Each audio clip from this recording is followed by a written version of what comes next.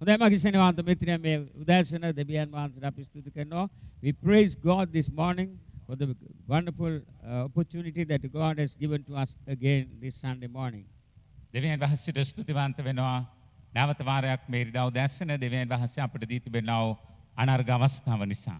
Today God has given us a wonderful message to encourage. දෙවියන් වහන්සේ මේ උදෑසන ඊට අනර්ග ධෛර්යමත් කිරීමේ පණිවිඩයක් අපට දී තිබෙනවා.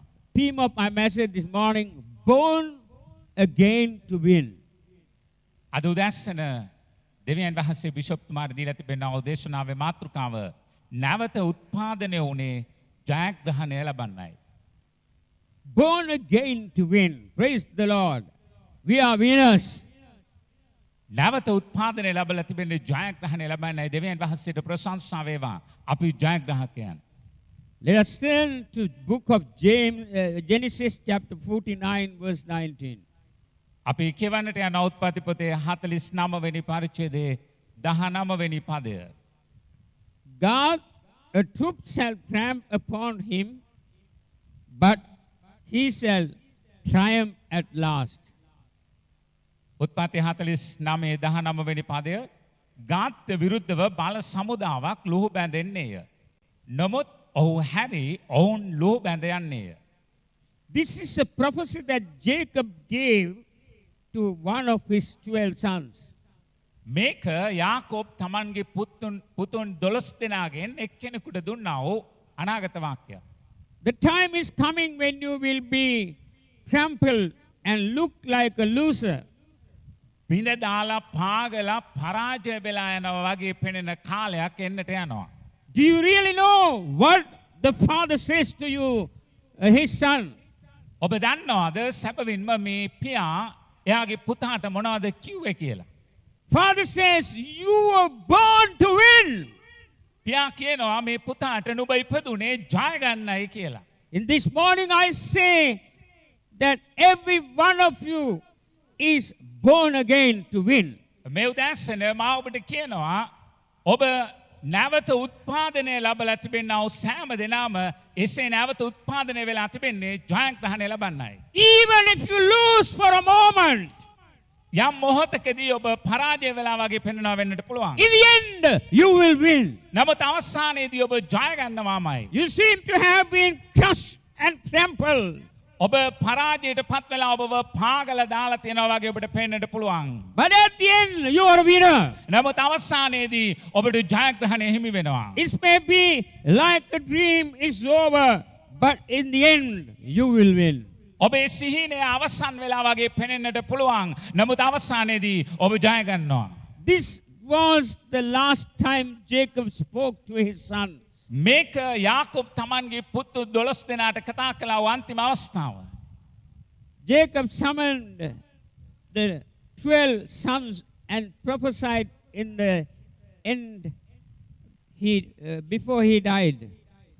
යාකෝබ් මැරෙන්නට ප්‍රථමයෙන් එයාගේ පුතුන් 12 දෙනාව කැඳවලා අනාගත වාක්‍ය පැවසුවා.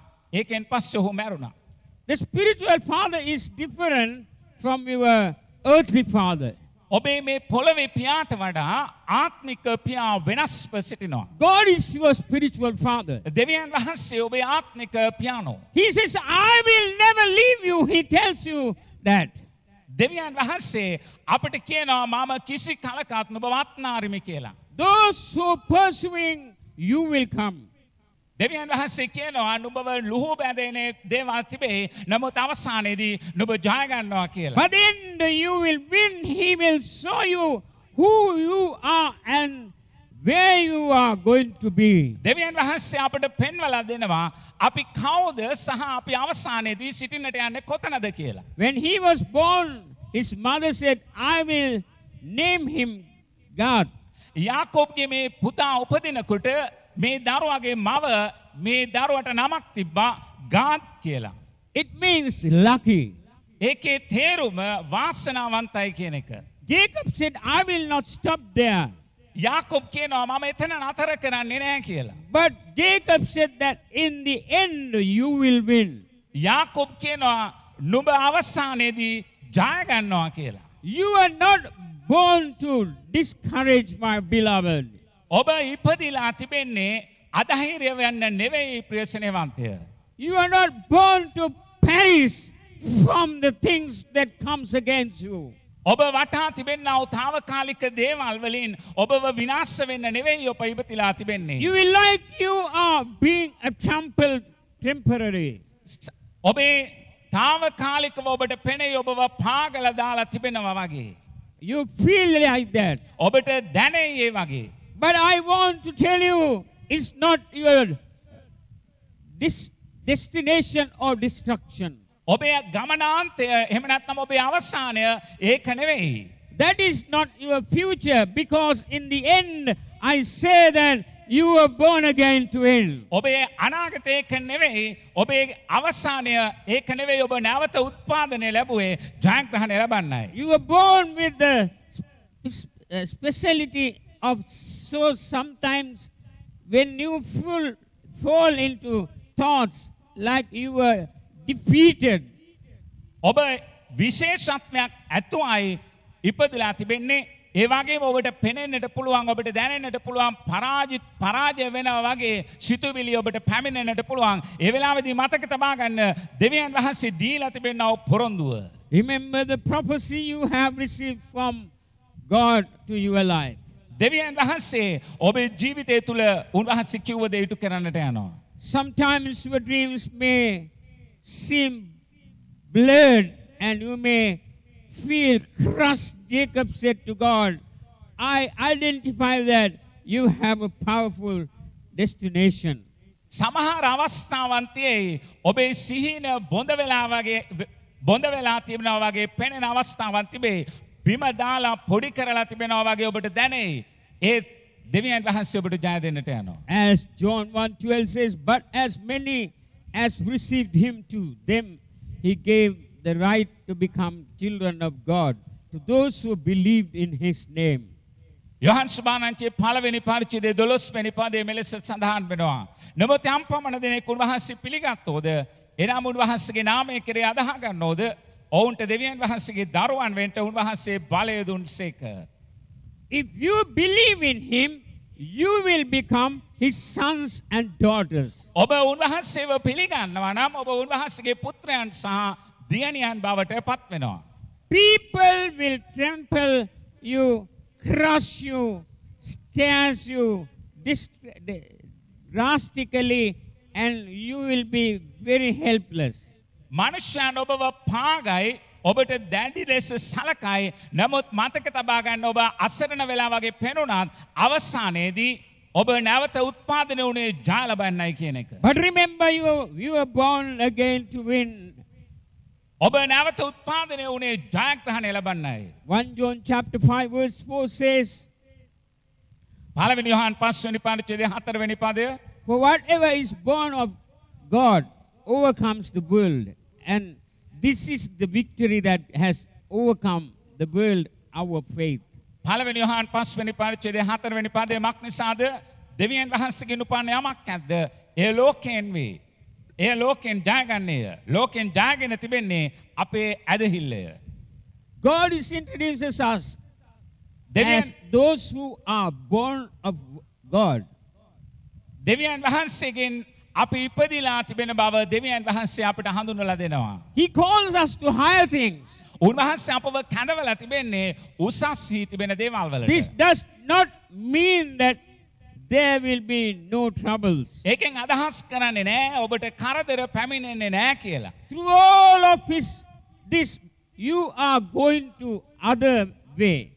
මේ සියලු දේවල් වලදී ඔබ අනික් පැත්තට ගමන් කරන්නා වූ, එහෙම නැත්නම් සාමාන්‍ය ස්වභාවය නෙවෙයි අනික් පැත්තට ගමන් කරන්නා වූ මිනිසෙක් බවට පත් වෙන්නට. We are not born again to leave or give up.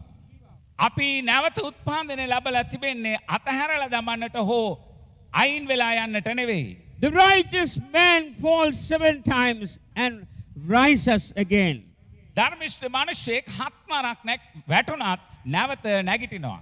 See how many times you have risen from when you have a righteous soul. ඔබ ධර්මිෂ්ඨ ආත්මයක් ඇතුව සිටින විට කල්පනා කරලා බලන්න ඔබ කී පාරක් වැටිලා නැගිටලා තිබෙනවද කියලා. Deuteronomy chapter 32 verse 20 says, and God he said, Blessed is who enlarged God. He dwells as lion and tears the arms of the crown of his head.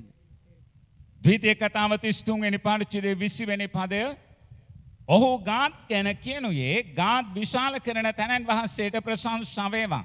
ඔහු සිංහ දේනුවක් මෙන් හිඳ බාහුව සහ හිස් මුදුනත් ඉරා දමන්නේය. Enlarge means to help the inheritors. විශාල කරනා කියන එකේ අදහස තේරුම උපකාර කිරීම කියන එකයි. Learn to be courage. උරුමකාරයන්ට සහාය වීම යන්නයි. And especially when you are low, because when you are humble, those who learn to be courageous are the ones who rise again victoriously.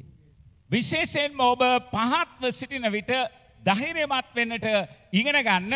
මොකද පහත්ව සිටින විට ධෛර්යමත් වීමට ඉගෙන ගන්න අය ජයග්‍රහණය ලබනවා. Jeremiah 38 verse 9 says, My Lord, the king, these men have done evil in all that they have done to Jeremiah, the prophet, whom they have cast into the dungeon, and he is likely to die from hunger in the place where he is, for there is no more bread in the city.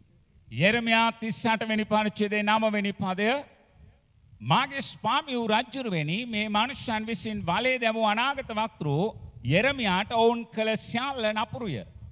ඔහු සිටින තැනදී බඩගින්නේ මැරෙනවා ඇත. මක් නිසාද නුවර තවත් කෑමට රොටි නැතයි කීය. In the same chapter it says that a man went to the king. ඒ පරිච්ඡේදයේම කියනවා මිනිසෙක් රජුරුවන් වෙතට ගියා කියලා. Jeremiah 38:10 says, Then the king commanded Eben Melech the Ethiopian, saying, Take from here 30 men with you and lift Jeremiah the prophet out of the dungeon before he dies. යෙරමියා 38 වෙනි පරිච්ඡේදයේ 10 වෙනි පදය එවිට රාජ කුෂිය එබෙද් මෙලෙක්ට අනකර නුඹ සමග මෙතනින් මනුෂ්‍යයන් 30 දෙනෙක් කැඳවාගෙන ගොස් අනාගත වක්තෘ යෙරමියා මැරෙන්ට පළමුවෙන් ඔහු වලෙන් ගොඩට ගනින්නයි කීවේය. The prophet Jeremiah was thrown into a pit by 4 men. යෙරමියා අනාගත වක්තෘව 4 දෙනෙක් එකතු වෙලා වලකට දැම්මේ. But the king sent 30 men to take him out of the pit. නමුත් රජතුමා යෙරමියාව වලෙන් ගොඩට ගන්නට 30 දෙනෙක් වයවනවා. 2 or 3 people may try to put you into a pit, but God will send a big team. මනුෂ්‍යයන් දෙන්නෙක් හෝ තුන් දෙනෙක් ඔබව වලට දාන්නට උත්සාහ කරයි. නමුත් දෙවියන් වහන්සේ ඊට වඩා විශාල කණ්ඩායමක් ඔබව වලෙන් ගොඩට ගන්නට ඉදිරිපත් කරන්නට යනවා. God will send a big team to rescue you from the pit. Winners do not trample people. දෙවියන් වහන්සේ විශාල කණ්ඩායමක් නැගිටවන්නට යන ඔබව වලෙන් ගොඩට ගන්නට දෙවියන් වහන්සේ මනුෂ්‍යයන්ගෙන් ඔබව පොඩි කරලා දාන්න දෙන්නේ නැහැ. ඔබ ජයග්‍රාහකයෙක් බවට පත් වෙනවා. Winners encourage people to get up from where they have fallen. ජයග්‍රාහකයන් වැටුණ අයව වැටුණ තැනින් නැගිටින්නට ධෛර්යමත් කරන අය. Winners help those who have been trampled down to get up. ජයග්‍රාහකයන් බිම දාලා පෑගුණ අයට නැගිටින්නට උපකාර කරනවා. Jeremiah 12:5 says, If you have run with the footmen and they have wearied you, then how can you, they have wearied you, then how can you contend with horses? And in the land of peace in which you trusted, they worried you. Then how will you do the foot plain of the Jordan? යෙරමියා 12 වෙනි පරිච්ඡේදයේ 5 වෙනි පදය පයින් යන්නන් සමග නුඹ දුවන විට ඔහු නුඹ වෙහෙසුවෝ නම් නුඹ අශ්වයන් සමග දුවන්නේ කොහොමද? සමාදාන දේශයකදී නුඹ සංගවෙන්නේ නම් යෝර්දාන් වනයේදී නුඹ කුමක් කරන්නෙහිද? Then how you will do in the flood plain of Jordan? නුඹ යෝර්දාන් වනාන්තරයේදී කරන්නේ කුමක්ද? What does God says? You are not a walking man. I call you to bigger things. දෙවියන් වහන්සේ කියන්නේ මොකක්ද? නුඹ පයින් යන මිනිසෙක් නෙමෙයි. නුඹ ඊට වඩා ලොකු දේවලටයි නුඹව කැඳෙව්වේ. You do not know how precious your future is. ඔබ දන්නේ නැහැ ඔබේ අනාගතය කොයිතරම් අනර්ගව තිබෙනවද කියලා. Why you were born again to win. මක් නිසාද දෙවියන් වහන්සේ අපව ඉපදින්නට සලස්වලා තිබෙන්නේ ජයග්‍රහණය ලබන්නයි. First Chronicles chapter 12 verse 8 says, some Gideons joined David at the stronghold in the wilderness. Mighty men of valor, men trained for battle, who could handle shield and spear, whose forces were like the face of lions, and were as swift as gazelles on the mountains. පළවෙනි ලේකම් 12 වෙනි පරිච්ඡේදය 8 වෙනි පදය ගාත්වරුන්ගෙනුත් බලවන්ත මිනිසයෝ වෙන්ව ගොස් දාවිත් වෙතට කාන්තාරේ බලකොටුවට එක් වූය. ඔහු යුද්ධයට පුහුණු වූ පලිහත් හෙල්ලයක් දරන්නට සමර්ථ වූ සිංහ මුහුණු වැනි මුහුණු ඇත්තා වූ වේගවත් කමින් කඳුවල තිත්මුවන්ට සමාන වූ මිනිසයෝය. Winners are those who look sharply at the target.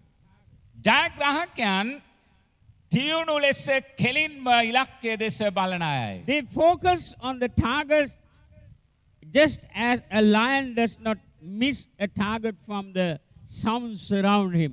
සිංහෙක් තමන්ගේ ගොදුර දිහා බලාගෙන ඉදිරියට යන්නේ නැතුව වටපිට තිබෙන ශබ්දවලට අවධානය යොමු කරන්නේ නැහැ. That is what Jesus did when he was crucified. යේසුස් වහන්සේ කුරුසපත් වීමේදීත් කළේ ඒකමයි.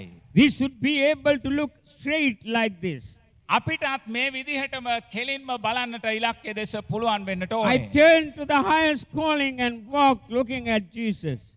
යේසුස් වහන්සේ දෙස බලාගෙන ගමන් කරනවා උන්වහන්සේ මාව උසස් දේවල් වලට කැඳවලා තිබෙන නිසා. Just as deer went and climbed a mountain. මුවදෙනෙක් ජයග්‍රහණය ලැබලා කඳු මුදුන් වලට යනවා වගේ.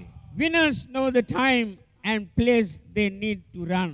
මුවදෙනෙක් ජයග්‍රහණය ලැබලා කඳු මුදුන් වලට යනවා වගේ ජයග්‍රාහකයන් දන්නවා කොතැනටද දුවලා යන්න ඕනේ සහ යන්න ඕනේ වෙලාව මොකක්ද කියලා. When you have to run away from temptations like Joseph, run. No one can threaten the winners. ඔබට යෝසෙප් වගේ පරීක්ෂාවෙන් පැනලා දුවන්න අවස්ථාව ලැබුණාම ආවම පැනලා දුවන්න ජයග්‍රාහකයන්ව කිසිවෙකුට තර්ජනාත්මකව නතර කරන්නට බෑ. Genesis 49:3 and 4 says, Reuben, you are my firstborn, my might and the beginning of my strength, the excellency of dignity and the excellency of power, unstable as water.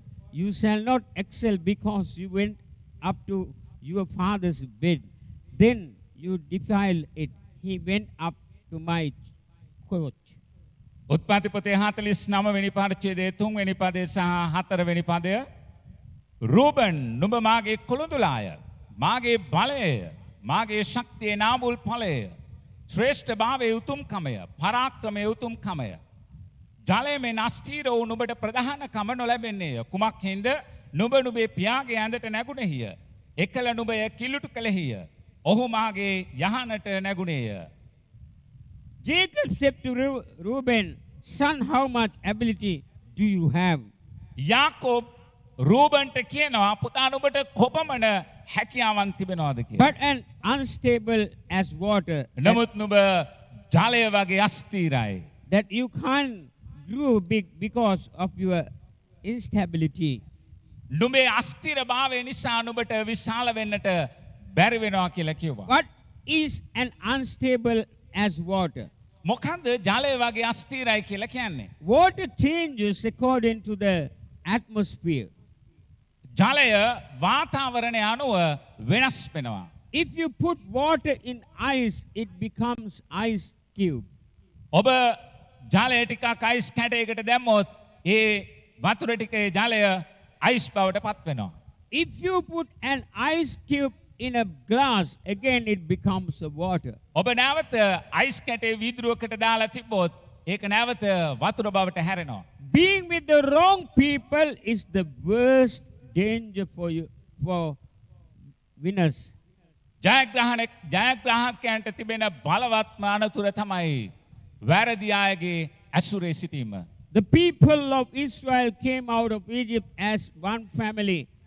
40 years later, while crossing the Jordan River to enter the promised land. Israel සෙනග එක පවුලක් වගේ අවුරුදු 40ක් තිස්සේ මිස්ර දේශයෙන් ඇවිල්ලා යෝර්දාන් ගඟෙන් එගොඩ වෙන්නට එතර වෙන්නට ඔවුන් කානාන් දේශයට ඇතුල් වෙන්නට ලෑස්ති වෙලා සිටියා. 2.5 times did not cross the Jordan River and stop on the other side. They did not enter the promised land. Who are they? Reuben and Manasseh, the people of Reuben tribe said, we like it here and we will stay here. යෝර්දාන් ගඟෙන් එතර වෙන්නේ නැතුව ඊශ්‍රායල් ගෝත්‍ර 12න් ගෝත්‍ර 2මාර කාය ගඟෙන් මෙතර නතර වුණා. ඔවුන් ගඟෙන් අනික් පැත්තට පොරොන්දු දේශයට ඇතුළු වුණේ නැහැ. රූබන්, ගාද් සහ මනස්සේ ආර්ථ ගෝත්‍රයේ අය මෙලෙස යෝර්දාන් ගඟෙන් එහා පැත්තේ නතර වුණා. God had a close relationship with Reuben, and they stayed with Reuben on the other side of the Jordan River. This is not God's best. Reuben සමග ගාත් තිබුණ දැඩි සම්බන්ධතාවය නිසා රූබන් යෝර්දාන් ගඟෙන් මෙතර නතර වෙනකොට ගාත් රූබන් සමග නතර වුණා. ඒක දෙවියන් වහන්සේ දෙන්න තිබුණ හොඳම දේ නෙවෙයි. It is very dangerous to have relationship with people who think like losers. පරාජිත විදියට හිතන අය සමග සම්බන්ධකම් පවත්වන එක ඊටම භයංකාරව තිබෙනවා. When you live with such a people, you lose the blessing you deserve. එවැනි අය සමග සම්බන්ධකම් පැවැත්වීමෙන් ඔබට ලබන්නට තිබෙන ආශිර්වාද අහිමි වෙන්නට පුළුවන්. They make you hesitate, so be careful about who you are associate with. ඒ වගේ අය ඔබව පැකිලෙන්නට සලස්වන්නට පුළුවන්. ඒ නිසා කල්පනාකාරී වෙන්න ඔබ සම්බන්ධකම් පවත්වන්නේ කොයි වගේ අය එක්කද කියලා. If you associate with the wrong people, you will not win. ඔබ වැරදි අය සමග ගැවසෙනවා නම් ජයග්‍රහණය ලබන්නට පුළුවන් වෙන්නේ නැහැ. Stay away from unstable people. God says, I have called you right, so stay away from the losers.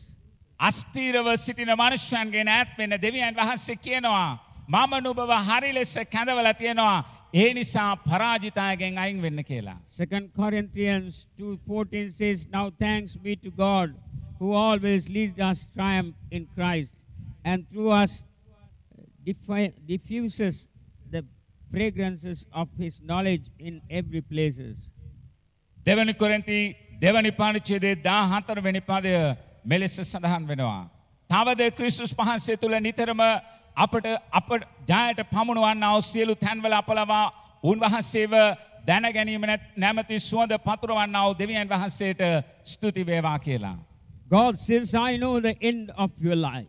දෙවියන් වහන්සේ කියනවා මම නුඹේ ජීවිතයේ අවසානය දන්නවා කියලා. God says, you will win if you are always with me.